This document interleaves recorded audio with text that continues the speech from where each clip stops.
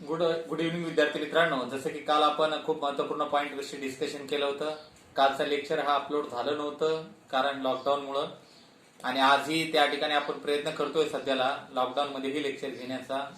Stay home stay safe या म्हणीप्रमाणे धरून आपण लेक्चर अपलोड करण्याचा प्रयत्न करतो आहोत. तर या ठिकाणी आजचा जो आपला पॉईंट आहे विद्यार्थी मित्रांनो, जसं की काल आपण त्या ठिकाणी पाहिलं होतं चेन ग्रोथ पॉलिमरायझेशन, आज आपण पाहतोय स्टेप ग्रोथ पॉलिमरायझेशन. दोन पॉलिमरायझेशन आहे, दोघांमध्येही त्या ठिकाणी थोडासा डिफरन्स आहे. चेन ग्रोथ जे काही पॉलिमर्स असतात that are prepared by addition polymerisation, त्याचे एक्झाम्पल आपण वेगवेगळे पाहिले. That is the polyvinyl chloride, polyacrylonitrile, polythene, Teflon. These are the example of a addition polymerization which is called as a chain growth polymerization. विद्यार्थी मित्रांनो, आजचा आपला point खूप महत्वपूर्ण आहे. एक असतं चेन ग्रोथ पॉलिमरायझेशन, ज्याच्यामध्ये नंबर ऑफ मोनोमर मॉलिक्यूल एकत्र येतात आणि एकत्र आल्याच्या नंतर हे number of monomer molecule repeated addition करतात, पण या कंडिशन मध्ये कुठल्याही प्रकारचा सबस्टन्स हा इलिमिनेट होत नाही. पण या ठिकाणी आजचा जो आपला पॉईंट आहे स्टेप ग्रोथ पॉलिमरायझेशन, त्याच्यामध्ये जो काही मॉलिक्युल्स आहे तो मॉलिक्युल्स त्या ठिकाणी इलिमिनेट होतो in the form of alcohol, water, कोणत्याही फॉर्म मध्ये तो इलिमिनेट होऊ शकतो. म्हणजे स्टेप ग्रोथ मध्ये आणि चेन ग्रोथ मध्ये काय फरक आहे, तर चेन ग्रोथ मध्ये त्या ठिकाणी number of monomer molecule undergoes repeated addition, पण स्टेप ग्रोथ मध्ये number of monomer molecule undergoes repeated with elimination of a substance. मग याचे काही एक्झाम्पल आपल्याला स्टडी करायचे आहेत. मग याच्यावरती तुम्हाला परीक्षेलाही प्रश्न विचारला जाऊ शकतो विद्यार्थी मित्रांनो. कोणतं ऍडिशन पॉलिमरायझेशन आहे आणि कोणतं एक्झाम्पल हे कंडेन्सेशन पॉलिमरायझेशनचं आहे, या बीटवरती कुठलाही जरी क्वेश्चन विचारला तरी तो आपल्याला सांगता आला पाहिजे. मग आजचं आपलं बीट आहे स्टेप ग्रोथ पॉलिमरायझेशन, ज्याला म्हटलं जातं कंडेन्सेशन पॉलिमरायझेशन, किंवा त्याचा एक टाईप आहे कंडेन्सेशन पॉलिमरायझेशन. ते आपल्याला पाहायचंय. आता लक्ष द्या विद्यार्थी मित्रांनो, स्टेप ग्रोथ पॉलिमरायझेशन जे काही पार्ट आहे तो पार्ट आपल्याला पाहायचा आहे, स्टडी करायचा आहे. स्टेप ग्रोथ पॉलिमरायझेशन म्हणजे काय, कंडेन्सेशन पॉलिमरायझेशन. आता कंडेन्सेशन पॉलिमरायझेशन म्हणजे काय तुम्हाला सांगितलं मी. कंडेन्सेशन पॉलिमरायझेशन म्हणजे काय, when number of monomer molecule undergoes repeated addition to form polymer with elimination of a substance. मग विथ इलिमिनेशन ऑफ ए सबस्टन्सचे कुठले एक्झाम्पल आहेत ते एक्झाम्पल आता आपल्याला स्टडी करायचे आहेत. बघा, हा जो काही स्टेप ग्रोथ पॉलिमर आहे, this step growth polymer are classified into how many types. या स्टेप ग्रोथ पॉलिमरचं किती भागामध्ये क्लासिफिकेशन होतं, तर step growth polymer are classified into polyamide, तो पॉलिअमाइड मध्ये क्लासिफाईड होऊ शकतो. पॉलिइस्टर, याचे वेगवेगळे एक्झाम्पल आपल्याला स्टडी करायचे विद्यार्थी मित्रांनो. आणि तिसरा आहे अमाइन. हा अमाइन सुद्धा त्याच्यातलाच एक प्रकार आहे विद्यार्थी मित्रांनो. मग आता आपण हा सगळ्यात पहिले जे काय बीट आहे त्या बीटकडे जाणार आहोत. Polyamide. Step growth polymerisation is a condensation polymerisation which can be classified into the three types, polyamide, polyamine आणि पॉलिस्टर. या तीन प्रकारे याला तयार केलं जातं.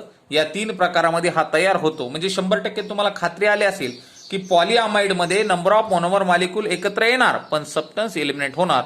So what are the example, कुठले एक्झाम्पल आपण याचे पाहणार आहोत.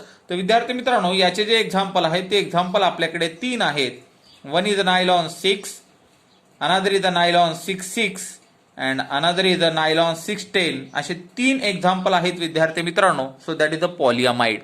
मग तुम्हाला परीक्षेला प्रश्न विचारला जाऊ शकतो, nylon 6 is an example of polyamine, polyamide, polyester. तर आपल्याला सांगता आलं पाहिजे nylon 6 is an example of a polyamide, nylon 6,6 is an example of polyamide, nylon 6,10 is an example of पॉलिअमाइड.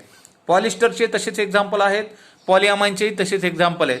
पण आज आपण ह्या तीन पार्ट विषयी पाहणार, तीन पार्ट विषयी डिस्कशन करणार, म्हणून त्याच्याविषयी आपण चर्चा करतो विद्यार्थी मित्रांनो. ज्याच्यामध्ये पहिला आहे नायलॉन 6. नायलॉन 6 बघू विद्यार्थी मित्रांनो. बघा, आता नायलॉन 6 म्हणजे नेमकं काय आहे, कशाविषयी आहे. नायलॉन 6 म्हणजे काय विद्यार्थी मित्रांनो, तर नायलॉन 6 हा एक तुमचा पॉलिमर आहे. कोणता पॉलिमर आहे, कोणत्या टाईपचा आहे, तर it is the type of a polyamide. तो पॉलिअमाइड या टाईपचा आहे.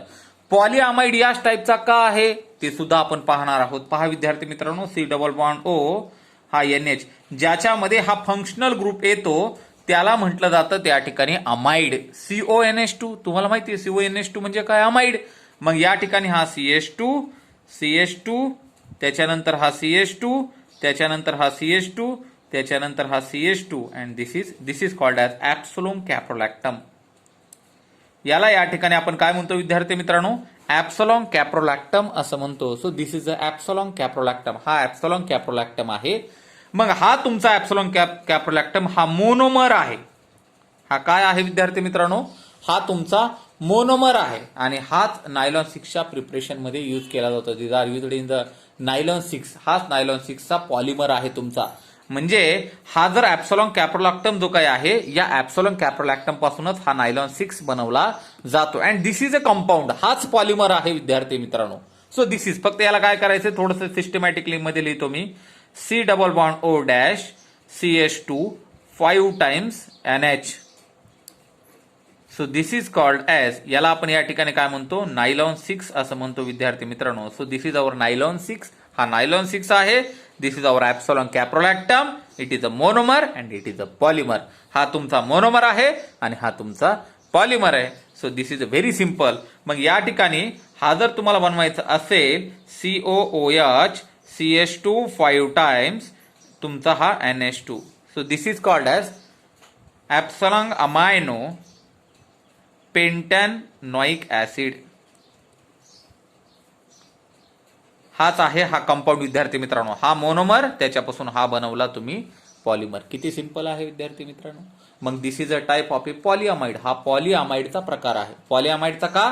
कारण याच्यामध्ये CONH आलेला आहे. बघा आता हा नायलॉन 6, आता याच्याबद्दल सांगतो. नायलॉन 6 हा पॉलिअमाइड आहे, हा कंडेन्सेशन पॉलिमरायझेशन आहे आणि हा स्टेप ग्रोथ पॉलिमर सुद्धा आहे. मग तुम्हाला परीक्षेला विचारला जातो which of the following is a polyamide. खालीलपैकी कोणतं पॉलिअमाइड आहे? तर आपल्याला पॉलिअमाइड सांगता आलं पाहिजे की नायलॉन 6 इज अ पॉलिअमाइड. हा जो नायलॉन 6 आहे तो नायलॉन 6 त्या ठिकाणी पॉलिअमाइड आहे. हे आपल्याला कन्फर्मली सांगता आलं पाहिजे. हे आपण सांगितलं पाहिजे. मग आता तुम्हाला एक्झाम्पल देता वेळेस किंवा पाहता वेळेस लक्षात येईल की कसा परीक्षेला प्रश्न विचारला जातो. कारण आताच्या रविवारी तुम्ही पेपर दिला, तुम्हाला त्या पेपरमध्येही लक्षात आला असेल की कसा प्रश्न विचारलेला आहे. तुम्हाला या बीटवरती प्रश्न विचारतात किंवा असं विचारतात मोनोमर ऑफ नायलॉन 6 इज. नायलॉन 6चा मोनोमर काय आहे? तर नायलॉन 6चा मोनोमर आहे त्या ठिकाणी epsilon caprolactam is the monomer of a nylon 6. हा ऍप्सिलॉन कॅप्रोलॅक्टम हा नायलॉन 6चा मोनोमर आहे. असाही प्रश्न परीक्षेला विचारला जातो. प्रश्न कसाही जरी विचारला तरी आपला आन्सर हे करेक्ट असावं. So this is a very important type. This is a very important type of A polymer. आपण प्रत्येक एक्झाम्पल पाहतोय. काल आपण पॉलिथिन, पॉलिव्हिनिल क्लोराईड, त्यानंतर पॉलिॲक्रिलाइट्राइल, टेफ्लॉन हे वेगवेगळ्या प्रकारचे एक्झाम्पल पाहिले. These are all addition polymerisation. These are all chain growth polymers. आणि आज जे आपण पाहतोय स्टेप ग्रोथ पॉलिमर्स, त्याचे 3 प्रकार, पॉलिअमाइड, पॉलिअमाइन, पॉलिस्टर. त्याच्यापैकी पॉलिअमाइडला आपण सुरुवात केले. त्याच्यापैकी आज आपण हा पहिला बीट पाहिला, that is the nylon 6. Nylon 6 is a polymer.